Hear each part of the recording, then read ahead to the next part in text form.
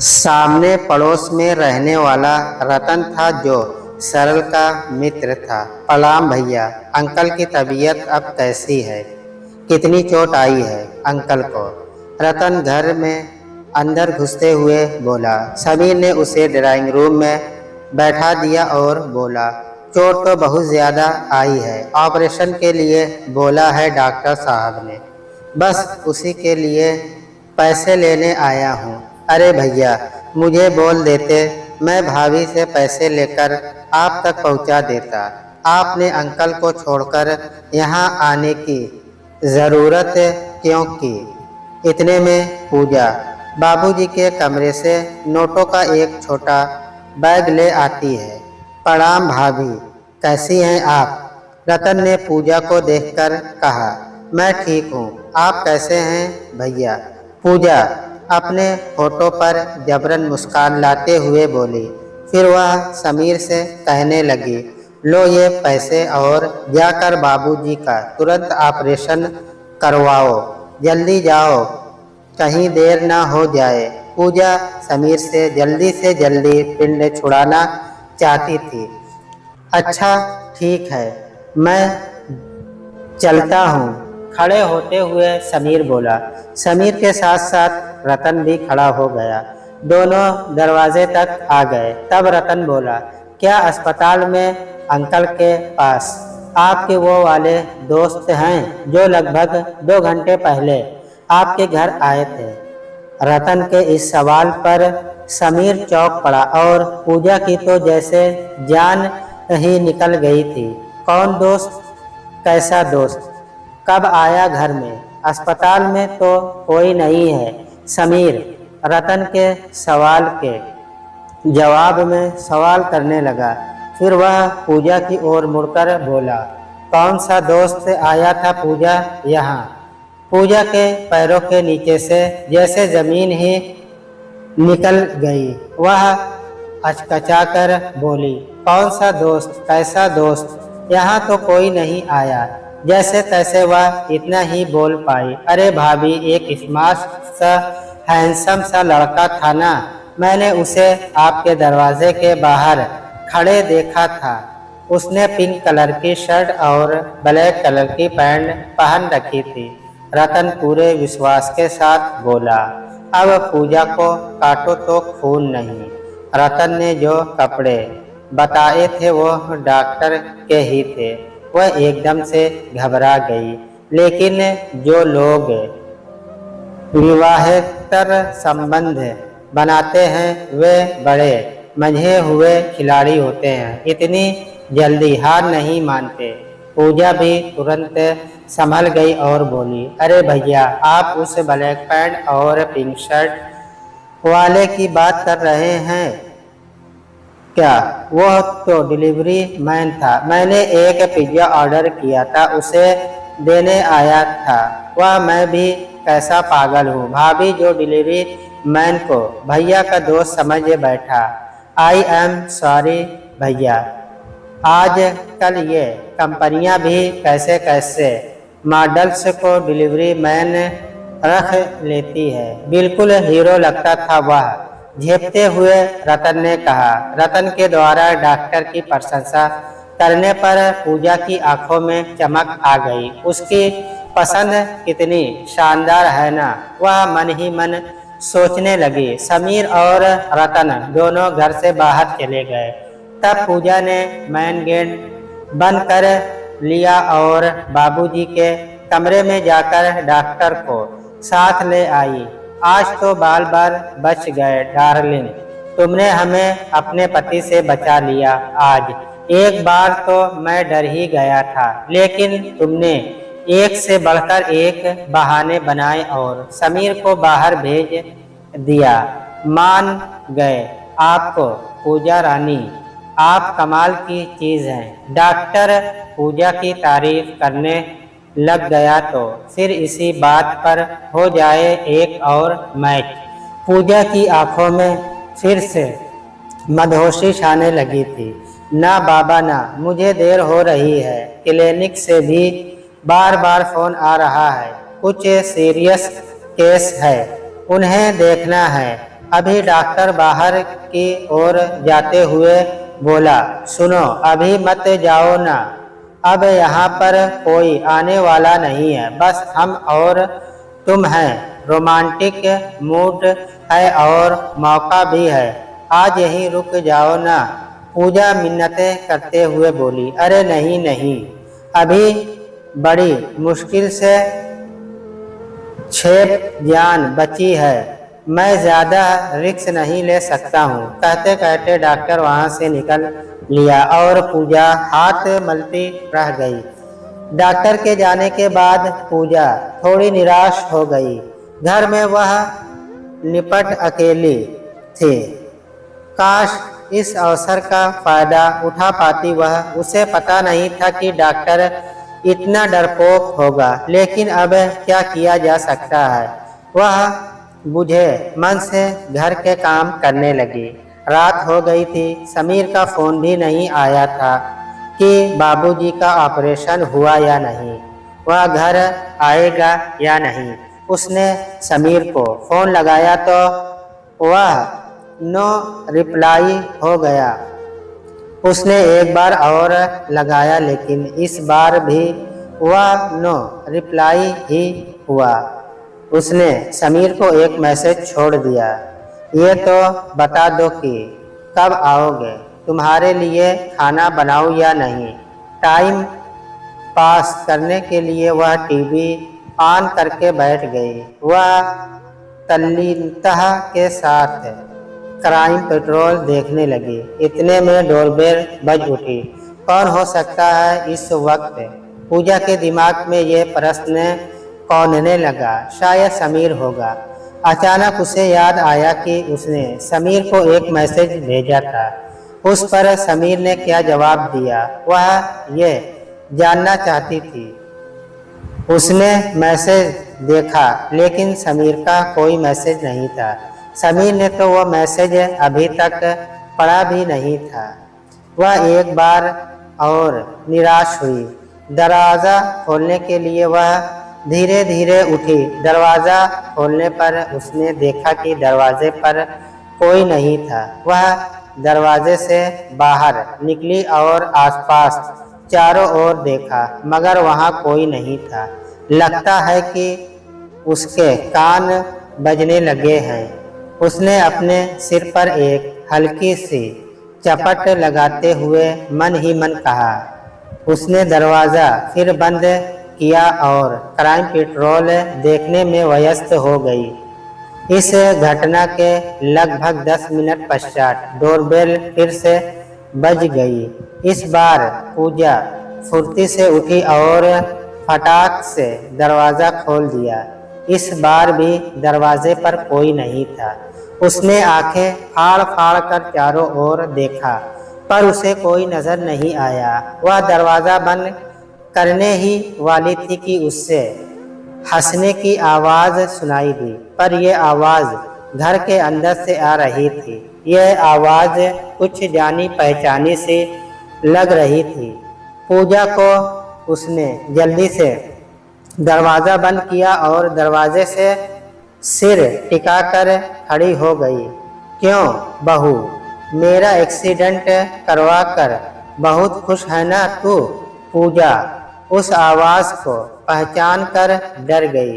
ये आवाज़ तो बाबूजी की है और वे तो अस्पताल में भर्ती हैं। समीर अभी अभी ऑपरेशन के लिए पैसे लेकर गए हैं, फिर वे घर कब आए? पूजा सोचने लगी और डरने भी लगी। पहले कभी ऐसी घटनाएं नहीं हुई थी। उसने आवाज़ की दिशा में देखा तो वहाँ कोई नहीं था। अब वह थोड़ी चिंतित हो गई थी। वह धारावाहिक देखने जा ही रही थी कि बाबूजी की आवाज़ आई। मुझे क्यों मरवाना चाहती थी तू? आखिर मैंने तेरा क्या बिगाड़ा था? कहते कहते बाबूजी की आवाज़ भीग गई। वे रोने लगे। पूजा अब बहुत डर गई थी। बाबूजी यहाँ कैसे आए और इन्हें कैसे पता चला कि मैंने ही वह एक्सीडेंट करवाया था? वह धम से वहीं पर बैठ गई। बैठने से काम नहीं चलेगा, पहले यह बता कि तू मुझे मरवाना क्यों चाहती थी।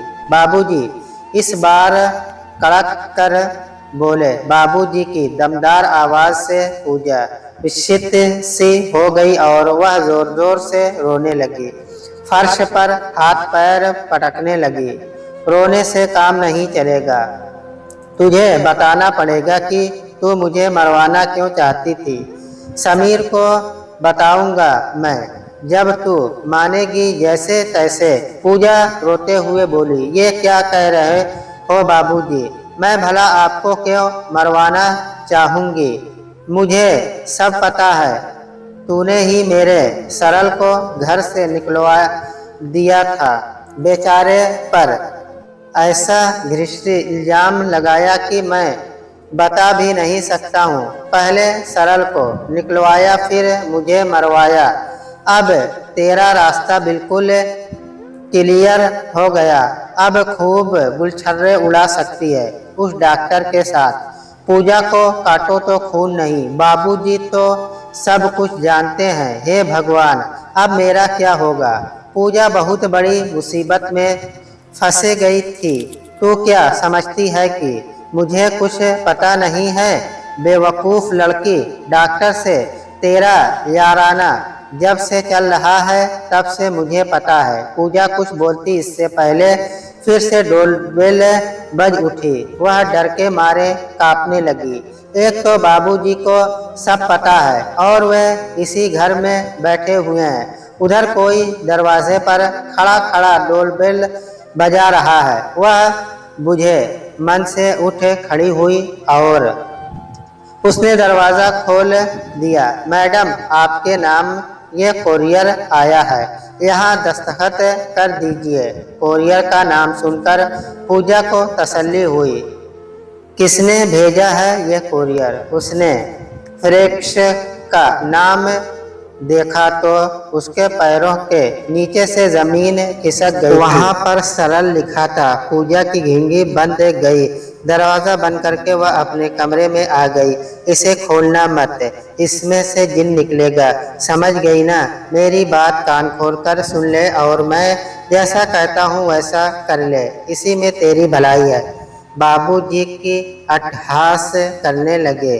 पूजा ने बाबूजी की अवहेलना करते हुए वह लिफाफा खोल लिया। उसमें कुछ फोटोग्राफ थे। उन्हें देखकर वह जोर से चीख पड़ी। बाबूजी के फिर से अट्टहास करने की आवाज़ सुनाई देने लगी। मैंने कहा था ना कि इसे मत खोलना, पर तू मानी नहीं ना। अब भुगत। वो फोटोग्राफ आज के ही थे। पूजा और डॉक्टर के अंतरंग पलों के फोटोग्राफ्स दोनों बिल्कुल प्रकृतित अवस्था में थे। उन फोटोग्राफ को देखकर पूजा थर-थर कांपने लगी। पाप करते समय तुझे डर नहीं लगा और अब तू थर-थर कांप रही है। बाबूजी ने एक जोर की घुड़की मारी। पूजा फर्श पर लौटकर डकराने लगी। वह आंसुओं में डूब गई। उसने अपना सिर अपने घुटनों में दे दिया और रोने लगी। इतने में फिर से डोरबेल घनघना उठी। अब की बार पूजा सहम गई। पता नहीं कौन है वहाँ, क्या पता कोई ब्लैकमेलर हो। वह चुपचाप बैठी रही। पूजा, दरवाज़ा खोलो। पूजा। समीर की आवाज़ सुनकर पूजा को लकवा मार गया। ये यहाँ कैसे आ गए। इन्हें तो ऑपरेशन के समय अस्पताल में ही रहना चाहिए था। अरे ये फोटोग्राफ्स, इनका क्या करूं। कहीं समीर ने देख लियो तो। वह चुपके से उठी और अपनी वार्डरोब में अपने कपड़े के बीच में उन्हें छिपा आई और सिक्का बटन दबाकर फ्लैश की आवाज़ निकालकर पूजा ने दरवाज़ा खोल दिया। इतनी देर से क्या कर रही थी। समीर की आवाज़ में रोष था।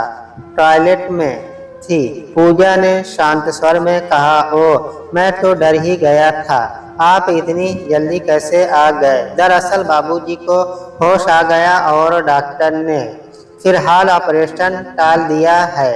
अब कल उनकी हालत देखकर निर्णय लेंगे, इसलिए मैं यहाँ आ गया। ओह, ये तो बड़ा अच्छा समाचार है। पूजा मन ही मन दांत पीसती हुई बोली, अच्छा मेरे लिए खाना बना दो, बहुत जोर से भूख लगी है जी। अभी बनाती हूँ। अरे यह छिनाल क्या खाना बनाएगी, उल्टा कहीं की, बाबूजी ने ताना मारते हुए कहा।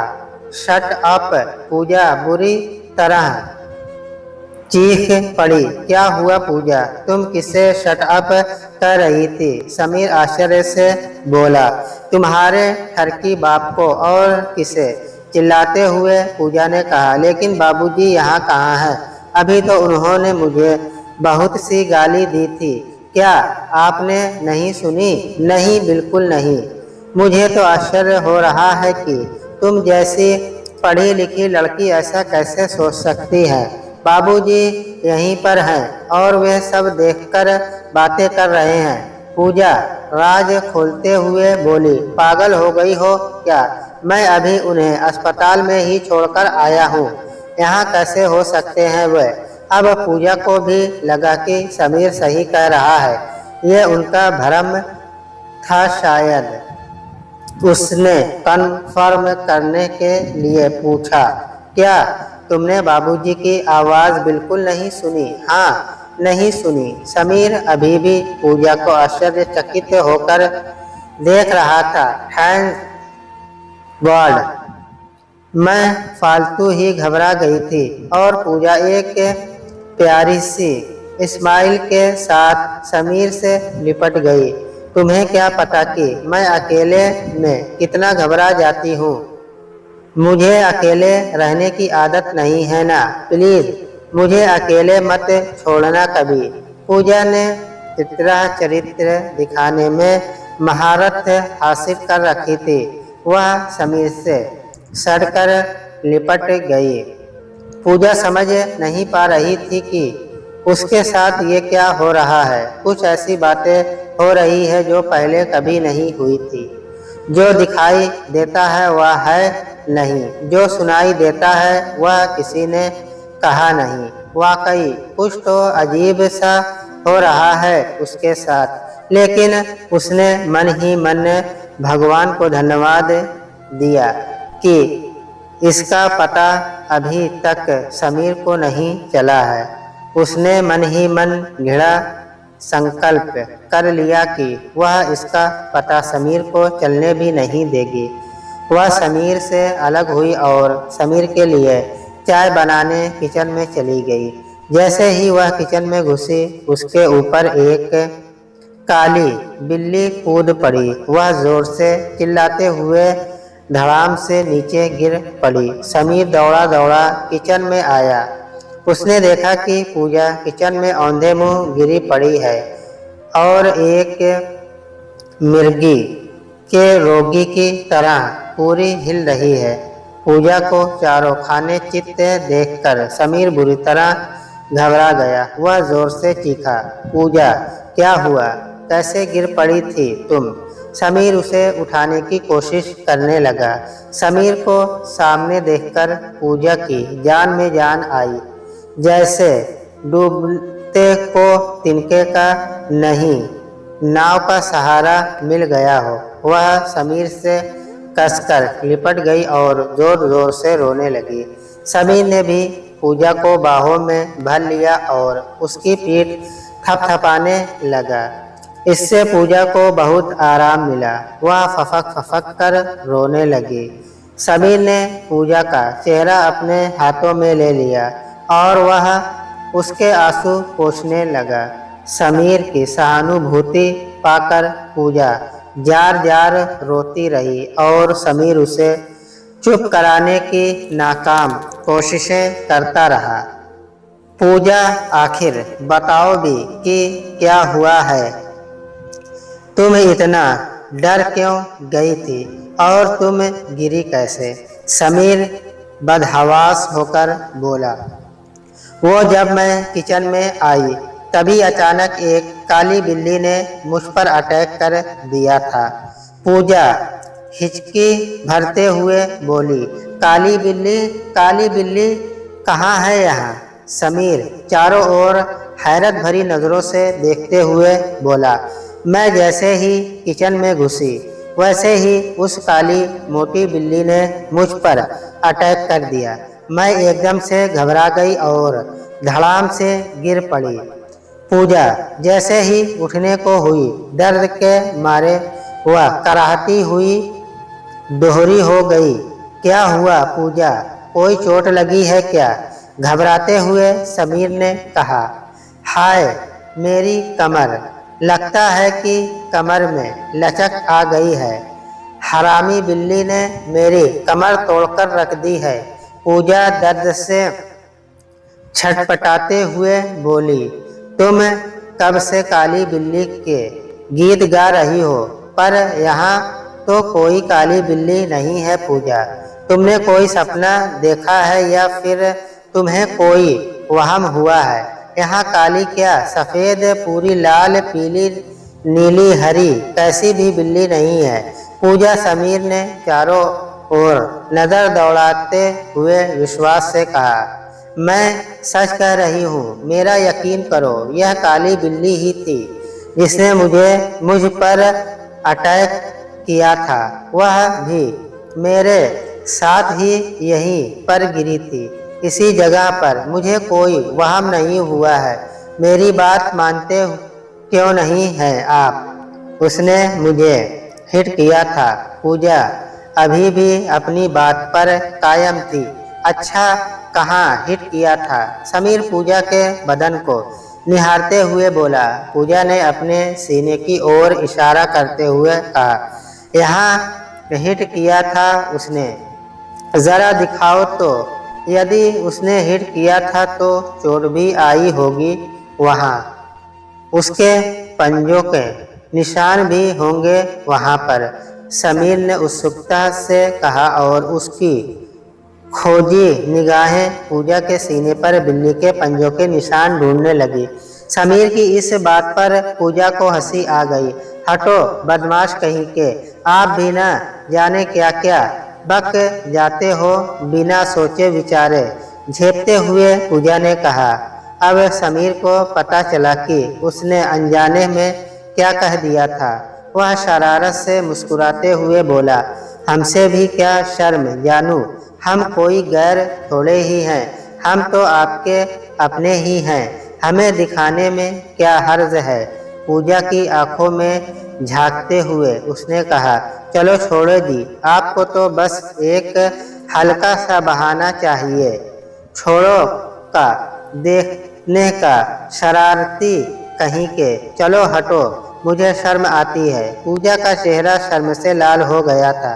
समीर आज्ञाकारी बालक की तरह पूजा से अलग हो गया, लेकिन पूजा को समीर का इस तरह से हट जाना भी अच्छा नहीं लगा। स्त्रियों को बनाने वाले हैं ब्राह्मण जी स्वयं स्त्रियों को नहीं जान सके तो बेचारे समीर की हैसियत ही क्या है। समीर के यूं अलग हो जाने से पूजा को शक लगा और वह बोल पड़ी, अरे मुझे सहारा तो दो, वहाँ जाकर खड़े हो गए हो बुद्धू कहीं के। पूजा आँखों से डांटते हुए बोली, कमाल है जी, एक तरफ तो आप कहती हैं कि परे हटो और जब हम परे हट गए तो कह रही हो कि वहाँ क्यों खड़े हो। भाई आपकी बातें हमारी समझ के बाहर है। हमें तो साफ साफ बता दो कि हमें करना क्या है। अब समीर भी पूरा आनंद ले रहा था। एक बात तो बताओ, क्या फौज में आपके जैसे ही सब बुद्धू भरे पड़े हैं? यदि ऐसा है तो भगवान ही मालिक है हमारे देश का। हे भगवान, कैसे बुद्धू से पाला पड़ा है मेरा। पूजा उठने की कोशिश करने लगी, तभी समीर ने उसे सहारा देकर उठाया और पलंग तक ले गया। फिर उसने पूजा को पलंग पर लिटा दिया। तुम थोड़ा आराम कर लो और मैं तुम्हारे लिए चाय बनाकर लाता हूँ, समीर ने जाते हुए कहा। अच्छा ठीक है, शुगर थोड़ी कम डालना, आजकल मेरा वेट बढ़ रहा है। पूजा की आवाज़ में मिश्री सी मिठास थी। एक प्यारी सी मुस्कान देखकर समीर चाय बनाने किचन में चला गया। समीर चाय बनाकर ले आया। पूजा पलंग पर पड़ी पड़ी कराह रही थी। पूजा को कराहते देखकर समीर की जान निकल गई। वह पूजा का दर्द सहन नहीं कर सकता था। पूजा का हाथ अपने हाथ में लेकर वह बोला, दर्द बहुत ज्यादा हो रहा है।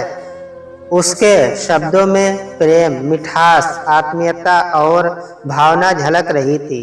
पूजा को समीर का प्रश्न सुनकर ऐसा लगा कि जैसे समीर ने उसकी चोट पर मरहम लगा दिया है। उसने धीरे से आंखें खोली और समीर पर प्रेम की बरसात करते हुए बोली, दर्द तो बहुत हो रहा है मगर आपकी मीठी मीठी बातों से आराम भी मिल रहा है। कहो तो थोड़ी मूड लगा दूं, तुरंत आराम आ जाएगा। समीर ने प्रश्नवाचक निगाहों से पूजा को देखा। दर्द किस जगह है? पूजा ने मुस्कुराते हुए अपने नितंबों की ओर इशारा किया।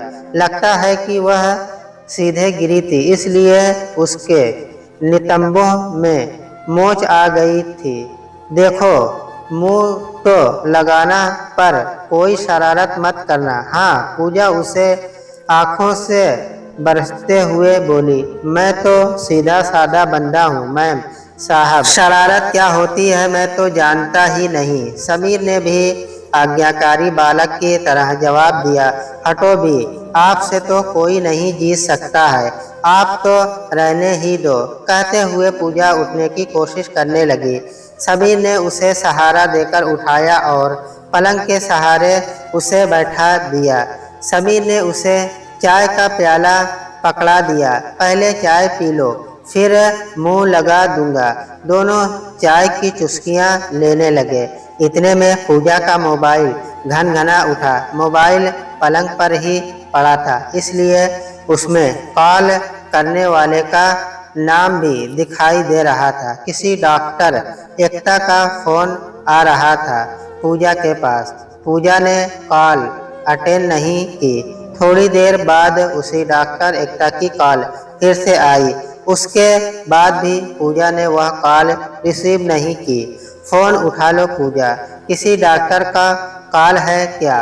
कोई फ्रेंड है तुम्हारी? उत्सुकता से समीर ने कहा, हाँ, हमारी किटी पार्टी की मेंबर है, लापरवाही से पूजा ने कहा। पूजा मन ही मन बहुत घबरा रही थी। उसकी घबराहट उसके चेहरे पर नजर भी आ रही थी। दरअसल वह डॉक्टर मानव का फोन था। पूजा ने मानव की जगह एकता नाम लिख दिया था, जिससे किसी को पता न चले। आज पूजा को अपनी होशियारी पर नाज भी हो रहा था। आखिर उसने समीर को चकमा दे ही दिया था। समीर को पता ही नहीं चला कि यह फोन एकता का नहीं, मानव का है। समीर ने देखा कि पूजा थोड़ी परेशान है तो वह उसे दिलासा देते हुए बोला, इसमें घबराने की क्या बात है, बात कर लो अपनी फ्रेंड से। पूछे तो बता देना कि किचन में स्लिप हो गई थी, थोड़ी सी मोच आ गई है बस। समीर तपाक से बोल पड़ा। अब पूजा समीर को कैसे बताए कि कॉल डॉक्टर एकता की नहीं, डॉक्टर मानव की है। वही डॉक्टर जिससे पूजा के अवैध संबंध है। उसकी कॉल से पूजा की धड़कनें बढ़ गई थी। वह मन ही मन सोचने लगी, पता नहीं क्यों फोन किया है डॉक्टर साहब ने। जब उसने उन्हें रोकना चाहा था तब तो वे रुके नहीं, और अब फ़ोन पर फ़ोन किए जा रहे हैं। वह थोड़ी झुंझलाई। अचानक उसे मैसेज की टोन सुनाई दी। व्हाट्सएप पर डॉक्टर मानव का मैसेज था। पूजा ने मैसेज पढ़ने के लिए समीर को वहां से हटाने के लिए कहा। फ्रिज से थोड़ी बर्फ लाकर वहां सिकाई कर देना, उससे थोड़ा आराम आ जाएगा। समीर फ्रिज से बर्फ लाने के लिए किचन में चला गया। पीछे से पूजा ने वह मैसेज पढ़ लिया। मैसेज इस प्रकार से था, सॉरी पूजा डार्लिंग, तब मैं बहुत डर गया। मैं चाहते हुए भी तुम्हारे साथ रुक नहीं पाया। यहाँ अस्पताल में आकर मुझे अपनी गलती का एहसास हुआ और अब मैं तुमसे मिलने के लिए तड़प रहा हूँ। बोलो कब आऊँ? मैसेज पढ़कर पूजा के होठों पर मुस्कान आ गई। आग दोनों ओर बराबर जल रही है, पर आज मिलन संभव नहीं है। समीर यहीं पर है। पूजा ने डॉक्टर मानव को जवाब भेज दिया। इतने में समीर फ्रिज से बर्फ ले आया और पूजा की चोट पर सिकाई करने लगा। तभी समीर का मोबाइल बज गया। अस्पताल से फ़ोन था।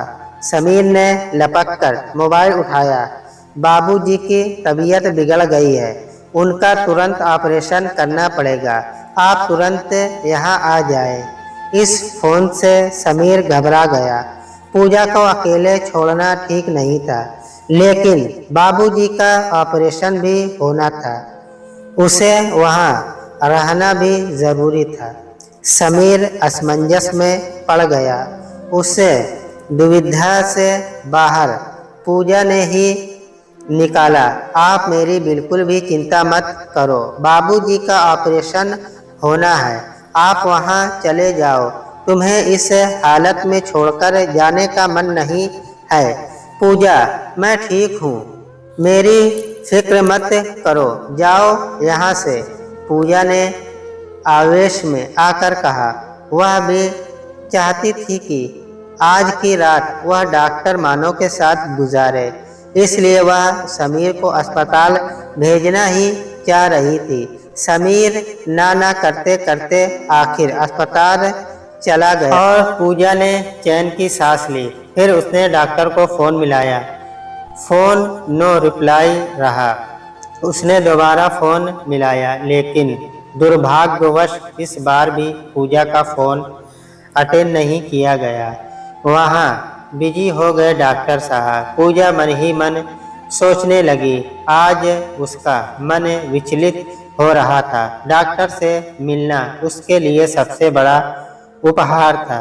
ये उपहार घर बैठे मिलने जा रहा था, लेकिन अब पूजा को बीती बातें याद आने लगी कि कैसे उसकी पहचान डॉक्टर से हुई। लगभग साल भर पहले की बात है। समीर ड्यूटी पर था। पूजा को ब्लीडिंग होने लगी।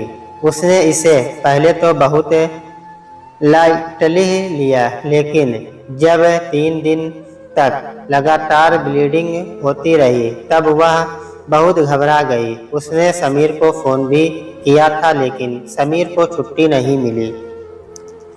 पूजा इस समस्या को बाबूजी और सरल से शेयर नहीं करना चाहती थी।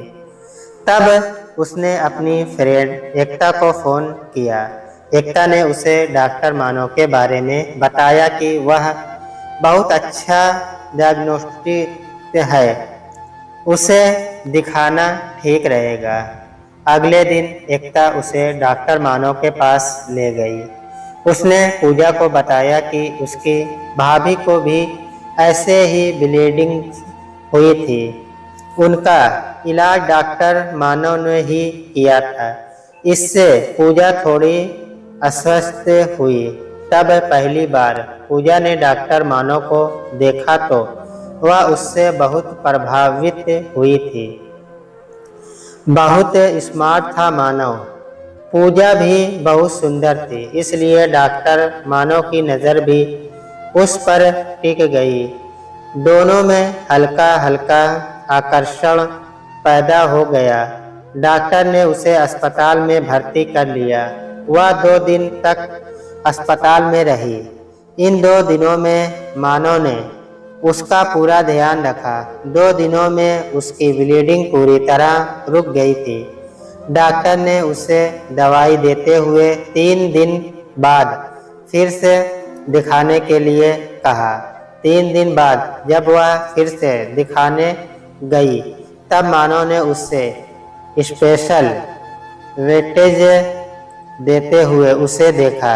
जब मानव उसका चेकअप कर रहा था तब उसके हाथों का स्पर्श उसे बहुत सुखद लग रहा था। उसकी छुअन उससे रोमांचित कर रही थी। मानव ने उसके बदन की भाषा पढ़ ली और उसके स्पर्श में मदहोशी और भी बढ़ती चली गई।